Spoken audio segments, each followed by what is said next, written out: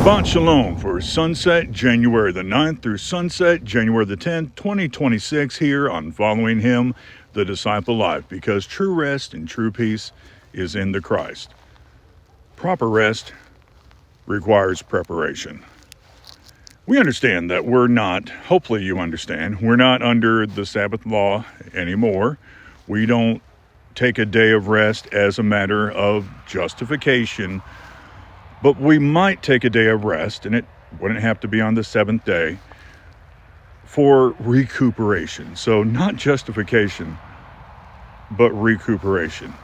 And so it would behoove us to consider that when we look at when they did have to, as a matter of law, take a day off, they made preparation for that.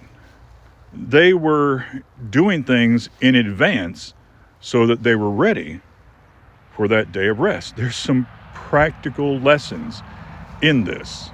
Let's take a moment to consider Luke 16, verse 22.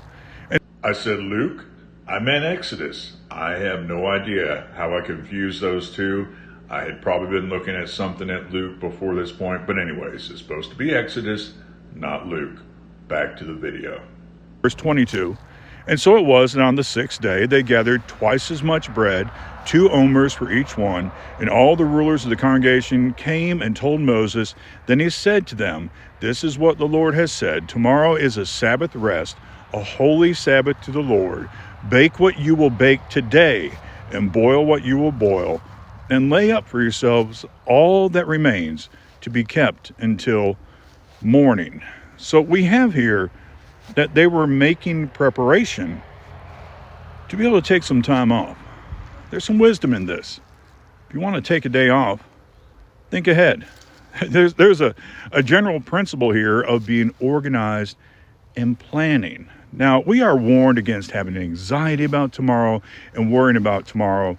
We are not forbidden from doing things that help facilitate our plans tomorrow. If the Lord wills for tomorrow to come for us, there is a wisdom to just doing things in a prepared way, including your day of rest. And so if you're wanting to take a day off, which there is wisdom in that, God does not need a break. We do. We have a tendency to break down. God is spirit. We are limited by the flesh. So with our limitations in the flesh, it's good for us to take a rest. But if you know that and you're planning on doing that, actually plan on doing that.